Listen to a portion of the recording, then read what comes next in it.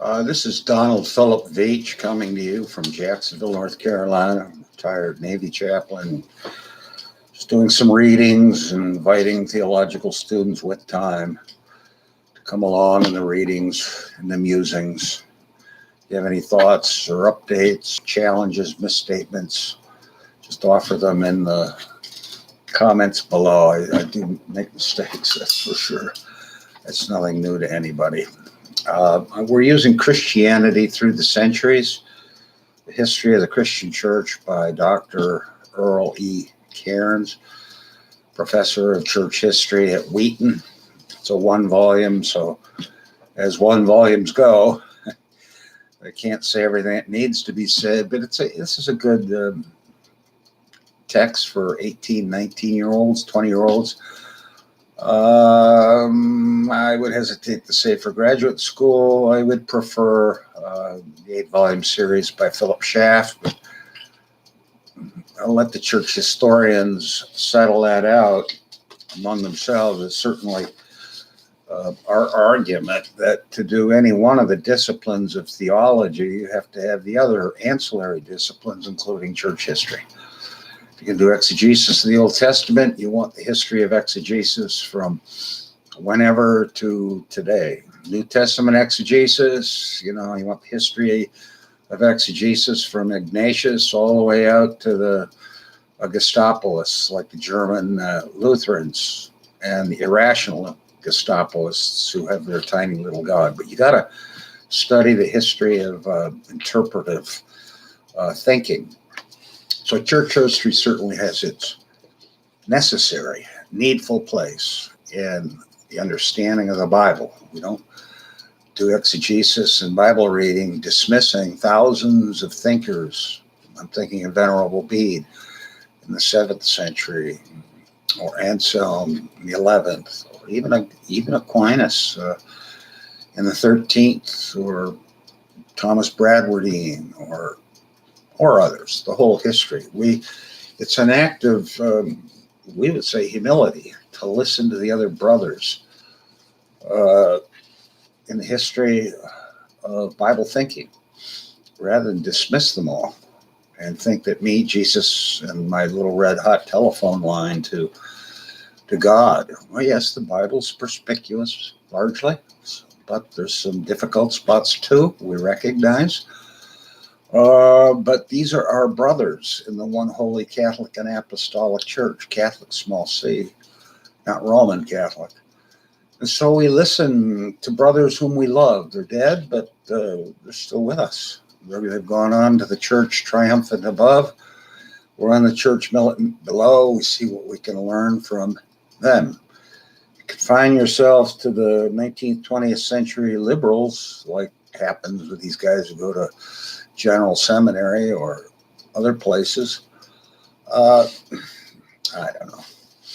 You got to have it all in view. So let's start with the preface to the book, published by Zondervan, I believe. This is the 3rd edition of Zondervan Publishing of Grand Rapids, 1958.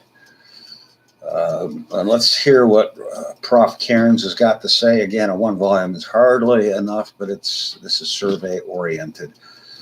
And for college students, not so sure graduate students, but if this provokes, energizes some dormant electrons, or neutrons, I should say, or neurons was the word I wanted. If it energizes dormant neurons, then good. So we can be church historians or good generalists in the field. He writes, the invitation from Zondervan Publishing House to write a church history, this is the preface, led the writer to think about the advisability of such a task when there are already so many books in the field. Examination of the available texts, however, reveal that there's no church history text without a particular denominational or theological interpretation. There's none available to the student who wishes to know and understand the significant material of church history. Okay, you're going to tell us that you're coming along with no presuppositions.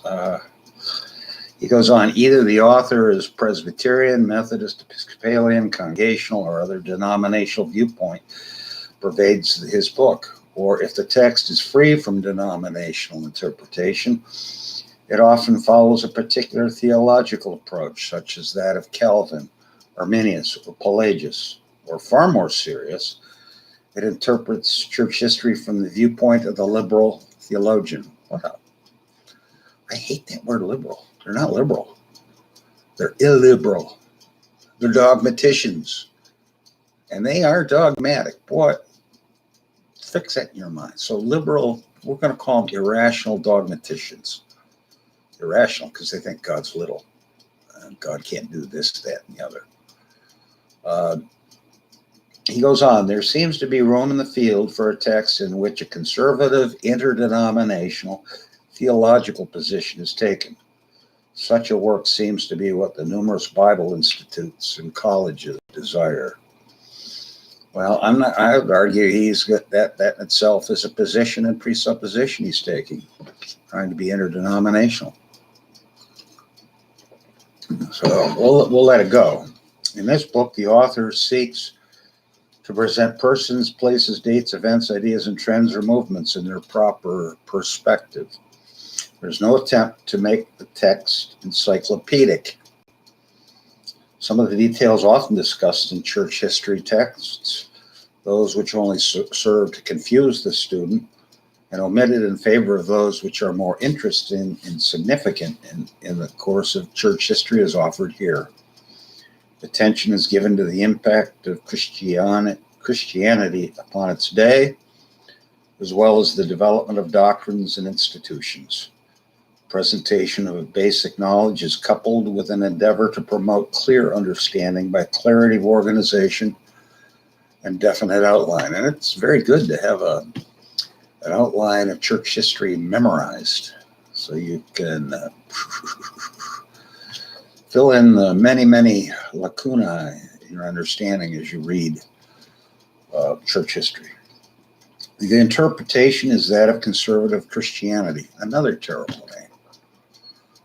Why is it got to be conservative liberal? That's a dominant label that has been used in the 20th century. How about Catholic Christianity, small c? How about that over the ages instead of conservative? Liberals have pushed that. Conservatives have allowed that. And just conservative Christianity, we're Bible people. And maybe one of these days I'll read Thomas Cranmer's Confutation of Unwritten Verities, or if you want on your own to get Martin Chemnitz, a Lutheran scholar, his examination of the Council of Trent, which he reviews church history on the various loci that emerged from the Council of Trent. It's a brilliant 3-volume book.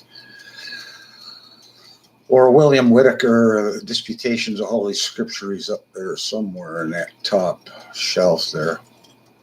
Cambridge Divine, English Reformation man, Calvinist. He also was a student of patristics and the history of interpretation.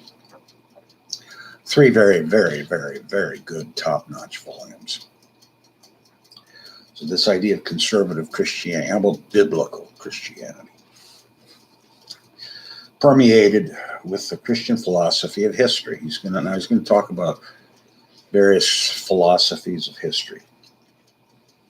We'll state at the outset, unapologetically, we want a theocentric interpretation of history that includes providence.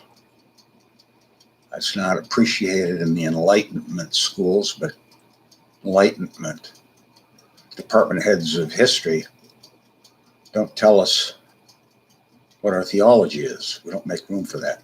Now, if you want to place in an academic chair in the history department, you're going to have to toe the line.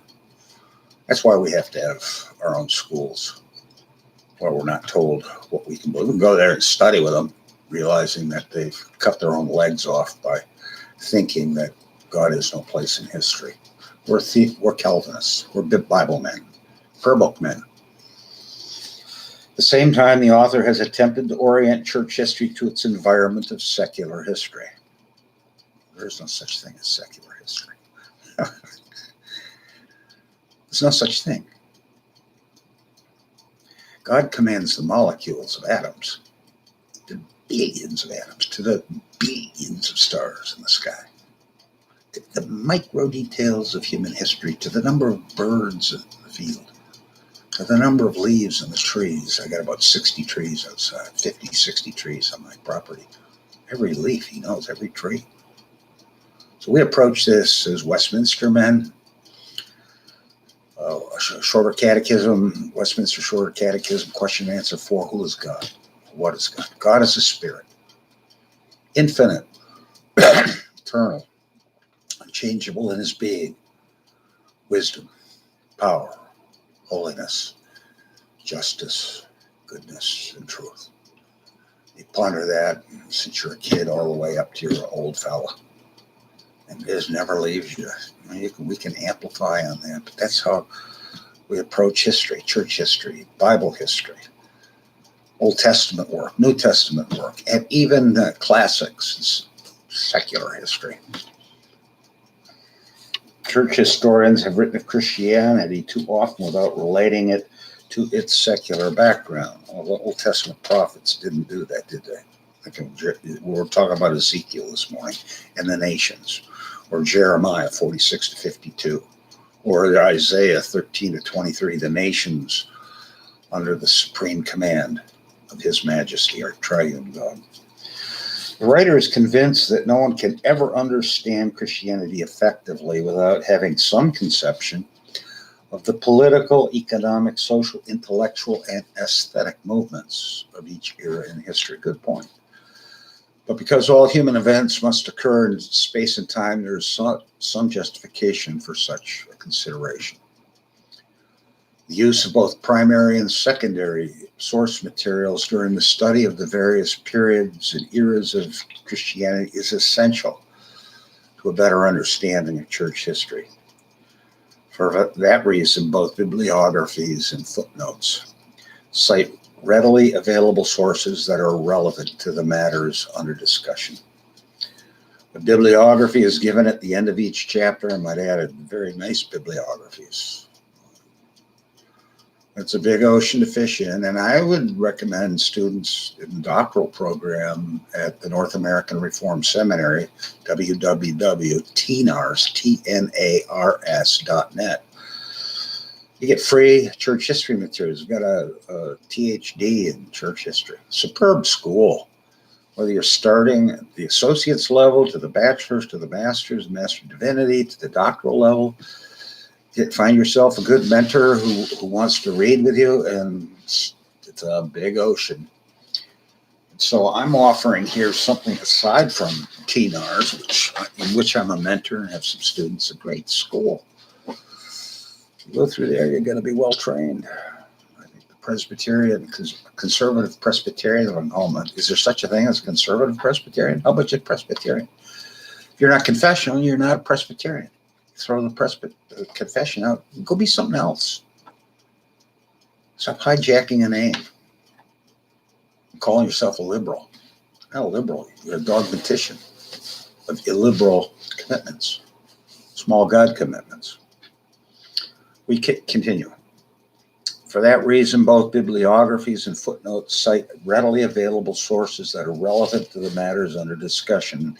The importance of this volume is the bibliography, the best part of the book. Bibliography is given at the end of each chapter, at the beginning of discussions of the three major eras of church history, and the introduction of the book. Simple charts have been added where they contribute to a real understanding, and this is good for young guys, also good for old guys. I always loved children's Bible books. Beautiful. You see an author trying to work to get all the complexities of the Bible, as it were, down to a child's level. Beautiful. I think of Grandma Voss's book on the Bible, or Grandma Hoeksema's Come Ye Children. Grand stuff. So we're not hubris here and say, oh, there's a one volume, I can't learn from it. Nonsense. Even if it's a simple one volume, it brings things down to a level for the collegians who had no church history background. The dates of a person's life after the first mentioned names usually given in Webster Biographical Dictionary. Merriam and Company, 1943. The author wishes to acknowledge his indebtedness to his able teachers and to writers whose works in the field of church history he has read.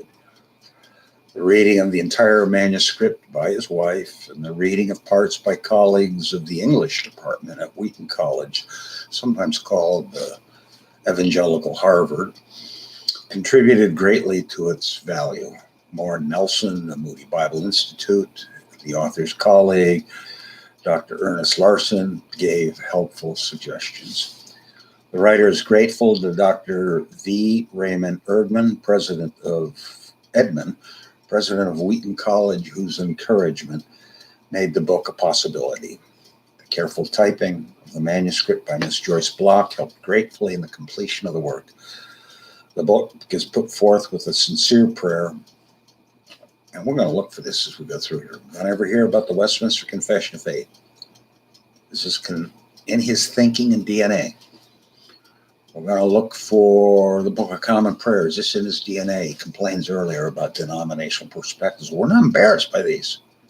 This is who we are. This comes out when we talk about things. We'll try to remember and point those things out as we go through.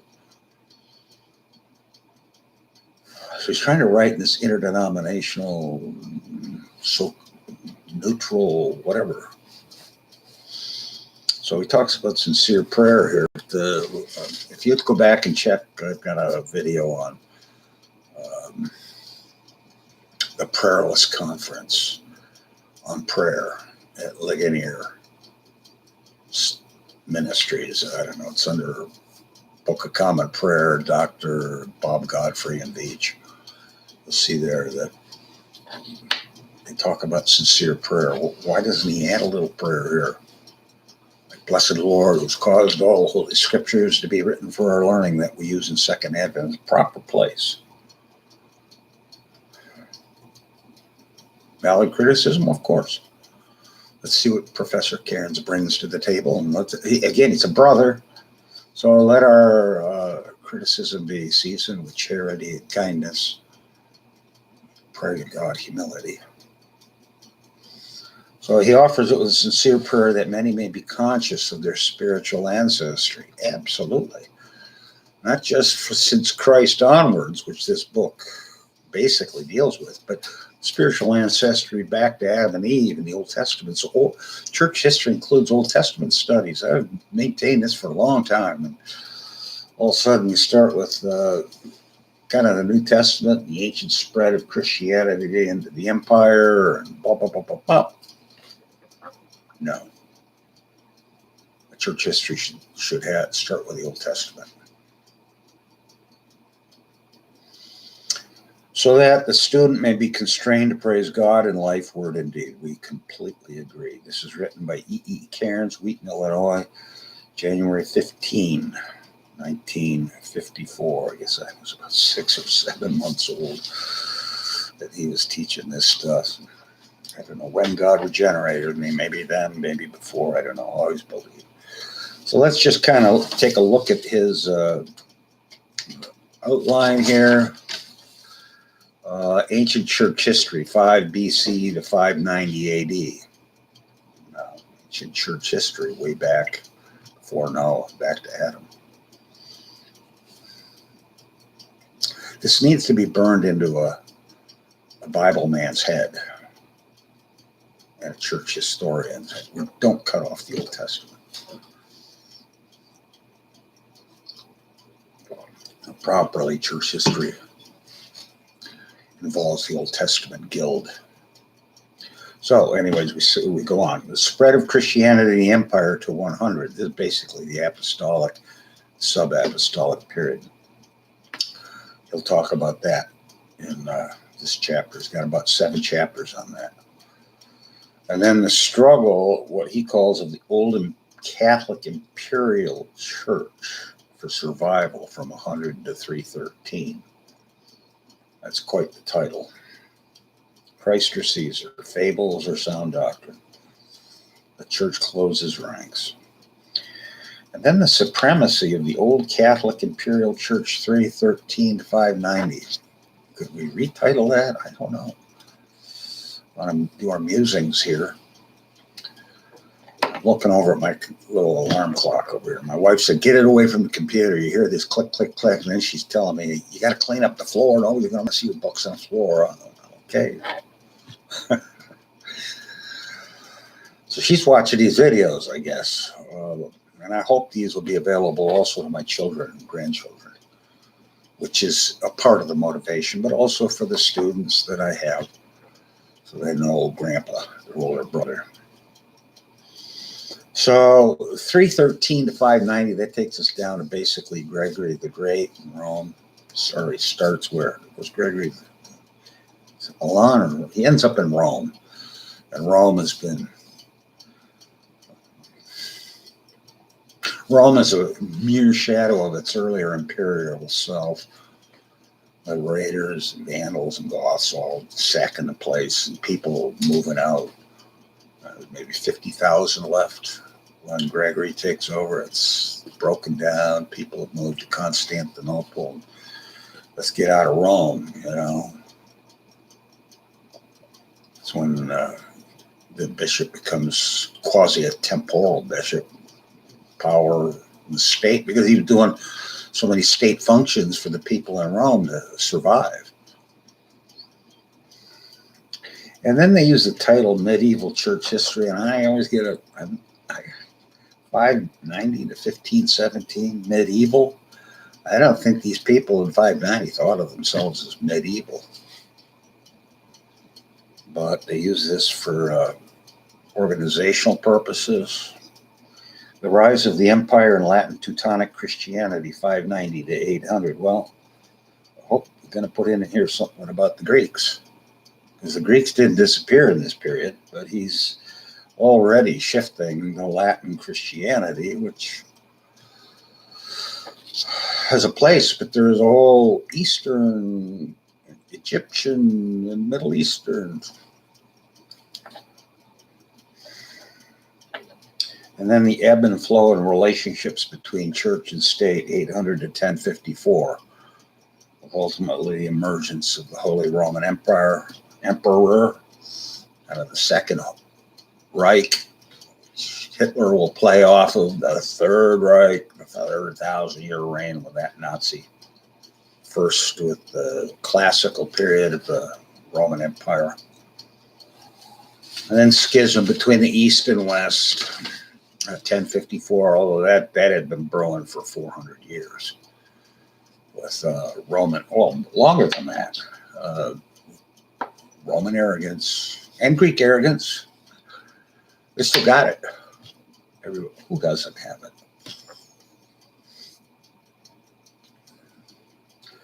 And then the supremacy of the Pope, 1054 to 1305. Medieval sunset and modern sunrise. Well, you see the Reformation perspective beginning to emerge, and okay. Then he calls it modern church history since Luther onward, 1517 to the modern. The Greeks would call it the second schism. First schism was 1054 when the Romans became Protestants. Protestants to the Greeks. And then they call the Reformation of the Protestants the second schism.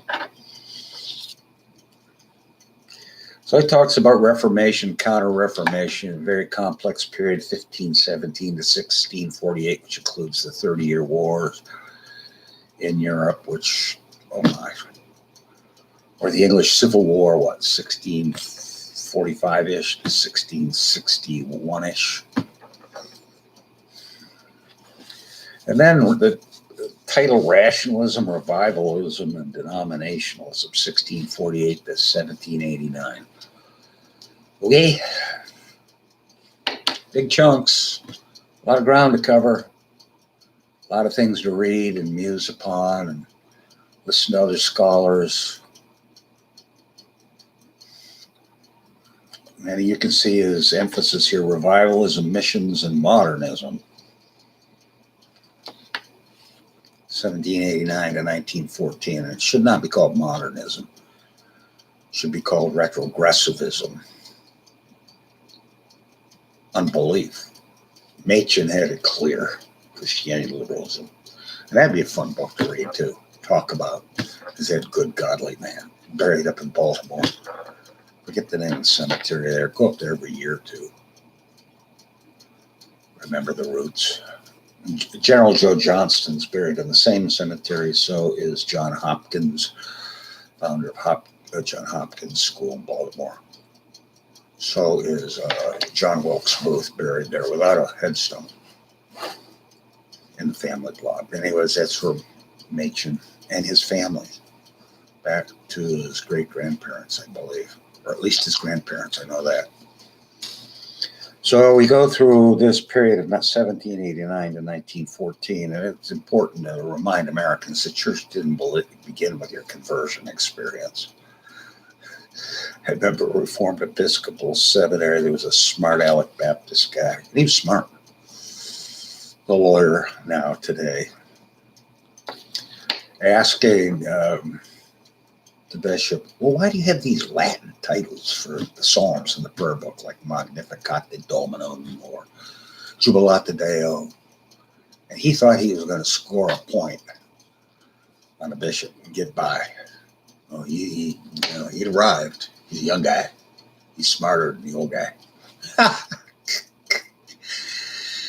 And the bishop said, well, we kept the Latin titles just to remind guys like you that think your conversion happened such and such year.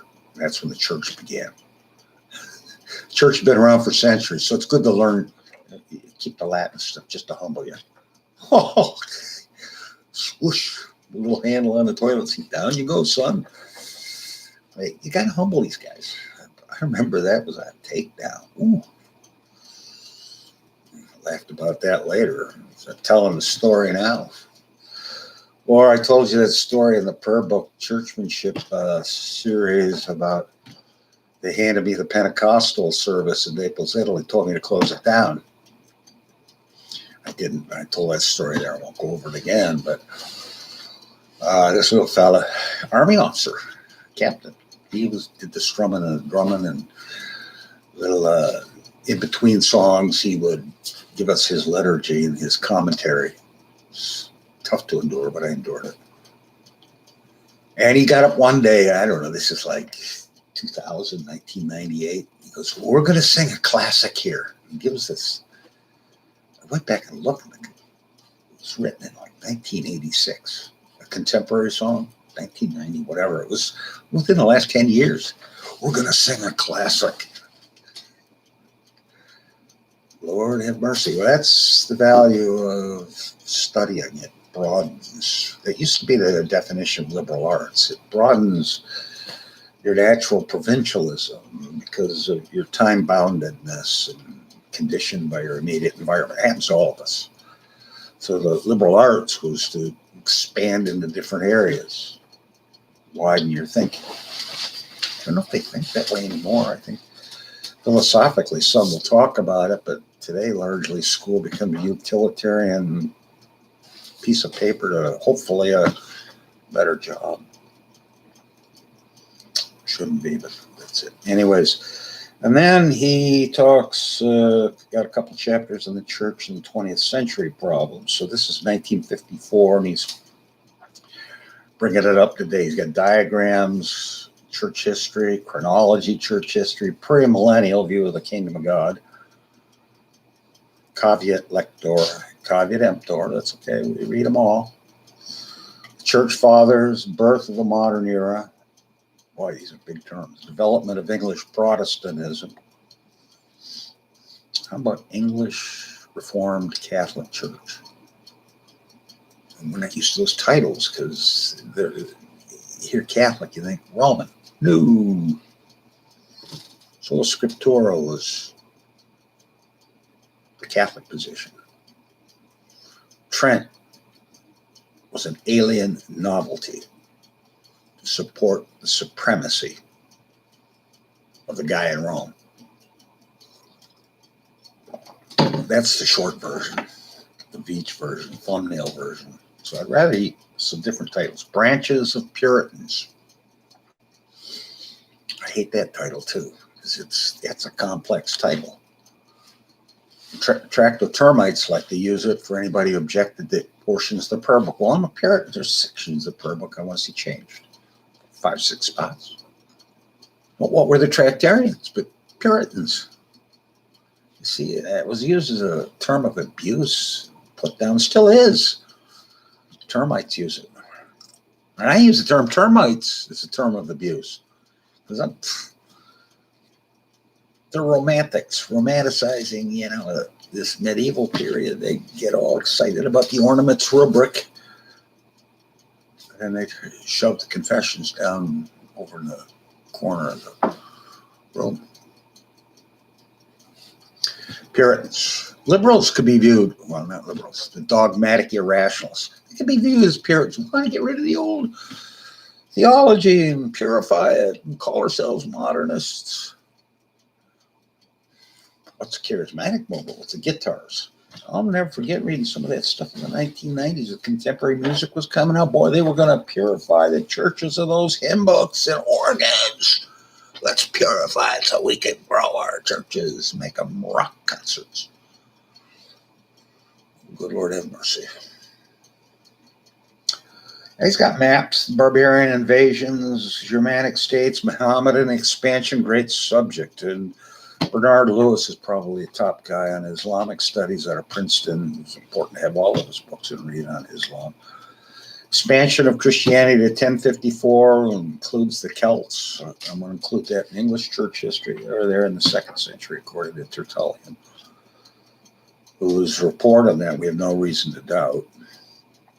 Probably evangelized by Greeks, is my sense of it. Chief cities of the Reformation, tremendous stuff there. I forget the name of the book on London at the time of the Reformation. I forget his name. STOW. I could be wrong, but great study. Goes street by street. Explains this, that, and the other. Who's got a bakery there and the church here. It's tremendous volume. And then pictures. Christian martyrs in the amphitheater. Hello, Joel Osteen. Name it and claim it. Oh, they died. Thousands of our people. Christ's people. Christ's sheep. That's why we remember them. Tough times, such as today, we're in exile for Anglicans. We remember those who suffered. Remember, we're not alone by any means. We are blessed in America with freedom. Most of us have good jobs. Most of us have an income. Most of us are healthy. Some aren't. We have our family, friends, food. There is no room for complaining if you're an American. Get on with it. There were Christians who died in amphitheaters. May we never forget. This is what I like about part of Anglicanism that I do like is that there's always been an appreciation of church history. We're not the only ones, of course. Picture of Augustine, Bishop of Hippo, imaginative medieval French monastery, Pope Innocent III, Pope Gregory VII, Thomas Aquinas, who's worth reading. Got some problems, of course. Tom Cranmer read all of Aquinas, read his particularly his exegetical works. He was looking for how Aquinas exegeted scriptures. Picture of Notre Dame that burned down. Picture of St. Peter's in Rome. I can't go in St. Peter's. Last time I went in there, I've been there a number of times. Last time I got inside the front doors and I had to step out. Emotional revulsion because of my readings. Roman history, Roman Catholic history. Just could not do it. But the Vatican Library is a superb place to go. Last time I was there, I was just on the verge of getting a letter of recommendation of going to the library as a scholar. I still haven't done that, but there's some great stuff in there. There's all the correspondence between the popes and Henry VIII. They still hold that. They've got some vital manuscripts. Tremendous scholarly place to visit. So I would recommend going to Rome just for the library. Pictures of Calvin, Knox, Henry VIII, an area where I do some studies with Thomas Cranmer, pictures of Darwin, William Carey, David Livingston, and Karl Marx. Picture of Dwight Moody, Horace Bushnell. Bushnell's book's back over somewhere over there. Billy Graham, I got a few of his down there. Walter Rauschenbusch, my hero. Tongue in cheek. Karl Barth, another hero. Thank goodness there's secondary works that you have to go through Barth's 20 volumes of the dogmatics. Probably should, but so let's carry on. We got 15 minutes or so. Introduction. Curiosity concerning the past has characterized man from the time of such antiquity as Nabonidus of Chaldea to the present day archaeologist and historian. Christians have a special interest in history because the very foundations of the faith which they profess are rooted in history. Yes, we're a historical religion, Old New Testament. Rooted in history because it's God's history. It's God's story, good and bad. Yes, the doctrine of providence gives us some problems like evil. How could God allow evil? Like World War I or World War II or Hitler or abortion. I don't have answers. Just with Habakkuk, I'll just stand and wait for God to answer. God's going to work it all out. And I admit that's a theological problem. I don't know how to answer it. Just leave it to God.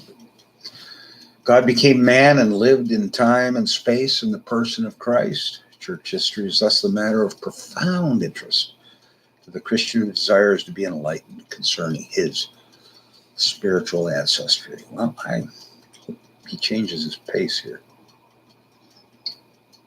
It's not about my spiritual ancestry, although that's part of it. It's about Christ's work. It's about other brothers and sisters. Not about me, mine. About other brothers and sisters under the lordship and sovereignty of the Father, Son, and Holy Ghost. Well, now he turns, Professor Cairns, God bless him, good scholar, to the definition of church history. The English word for history comes from the Greek word historia, which is derived from the Greek verb hystereo. This word was used by the Attic Greeks and originally meant by inquiry or investigation. It denoted the activities of seeking knowledge. Sometimes Herodotus is called the father of of history, or Eusebius, the father of Christian history. Denoted the activities of one seeking knowledge. The word is used by St. Paul, or Paul, he doesn't say St. Paul, in Galatians 1:18 to describe his interview with Peter in Jerusalem. That's kind of fascinating. Like any true historian, he sought to learn about Christianity by a process of inquiry. We'll read there in Galatians where he has the meeting in Jerusalem and he meets with John and James, or Peter and James, I think John too. Those that were pillars of the faith, but I didn't really quite account them to be my equals or superiors or all brothers. Ratzinger, what was his name as a pope? Benedict XVI, I think. Ratzinger, real scholar, German scholar, said, I don't know why Protestants don't use Galatians 2 more to deny Petrine supremacy. I felt like when I read that, I said, come on. Use the word historicos for history, different from the word historia, that it indicated the product of the inquiry, the record, what was written, whereas the other indicated the process, the investigation by which the record was made. The former, history as a product, is most used by modern historians. The German noun, Geschichte, a form of the verb geschehen. I think my German, I took German in grade school, haven't I? Which means to happen, refers to history as an event rather than history as a process or product. We'll tell that to Heidegger, or Hegel, I should say. Basic pantheism, deification of history. From this discussion, the student will see that one may use the word history with reference to event, process, or product. The crowning of Charlemagne in 800 as Emperor of the Romans was an historic event. Indeed, it was. Historians study the sources to ascertain the facts of the event is the process, and the account of facts is the product. We'll skip a little bit here. History may be defined as the interpreted record of a socially significant human past, based upon organized data collected by the scientific method from archaeological, literary, or living sources. The church historian must be just as impartial in his collection of the data of history as the secular historian is, even though the church historian recognizes the fact that neither of them will be neutral to the data. We indicated that earlier in terms of presuppositions. A secular historian, trained to deny providence. He's kind of contained. He's got the shackles on you. The whiff of religion and the department of history is the kiss of death. One scholar noted. Thank goodness I'm not bound by department chairs and universities on history. They wouldn't like me. Life goes on. Church history, then, is the interpreted record of the origin, progress, and impact of Christianity upon human society, based upon organized data gathered by scientific method from archaeological, documentary, or living sources. And I know in my own work on Cranmer, I like the primary sources. I still got a lot of work. I get the Lambeth and Canterbury and Cambridge, see some of the original documents, British Museum. Got some of them up right in along there, down there in Cranmer. But primary sources,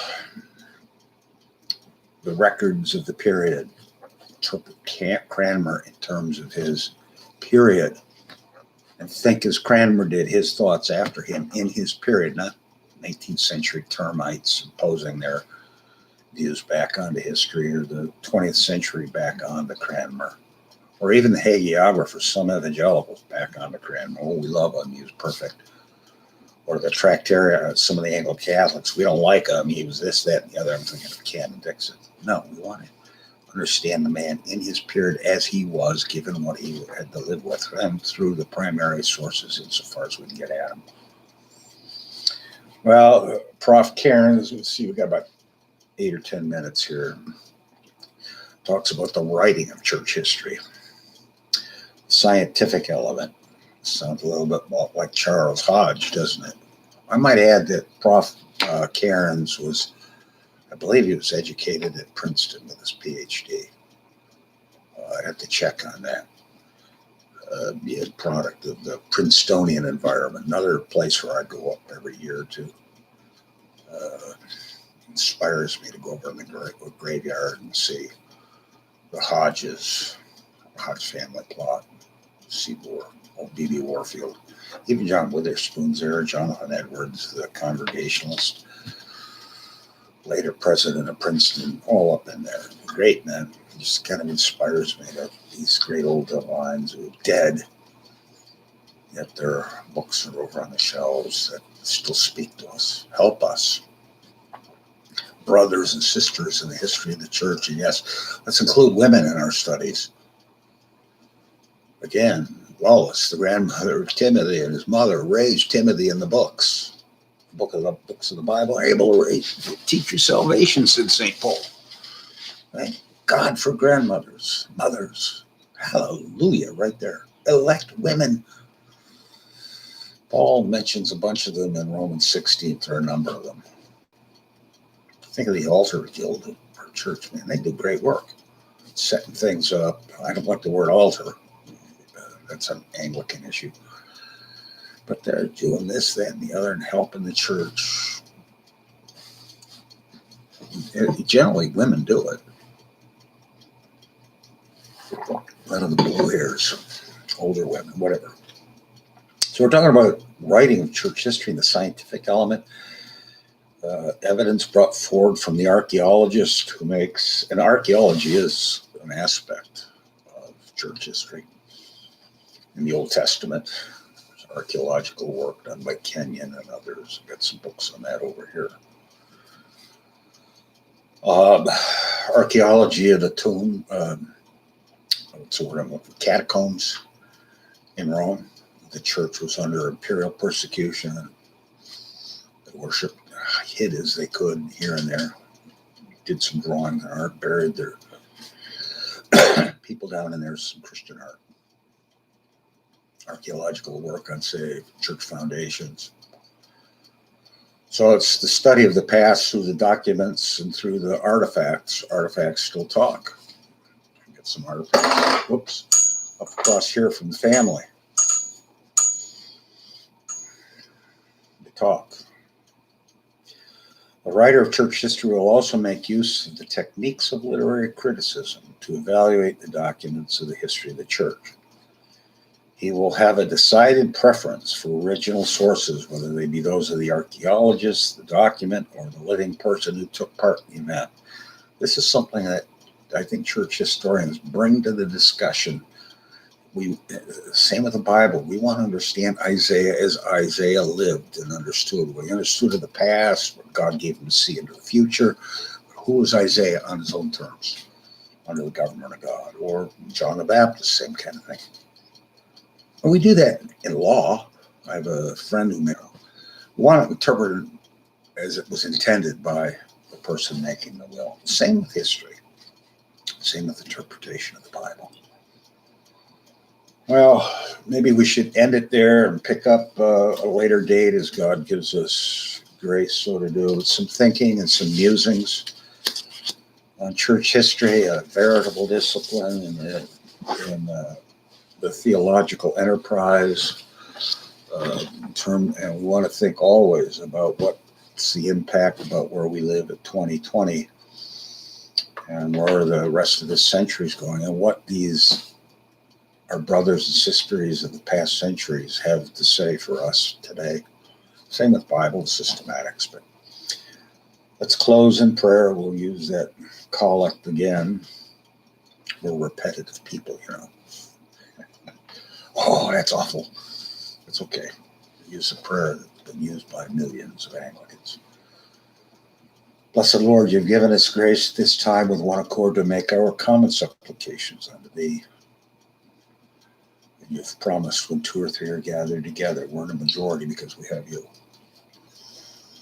Fulfill now, O Lord, the desires and petitions of thy servants as may be most expedient for them, granting us in this world knowledge of thy truth, and in the world to come life everlasting. Amen. Just a little tack on, you'll see how we pray for an understanding of truth. We're not anti-intellectual. We want to use the gifts God's given us. Hallelujah, and rejoice, sing his praises. Here's my holy word. Well, that's it for now. God willing, we'll come back to this. Godspeed.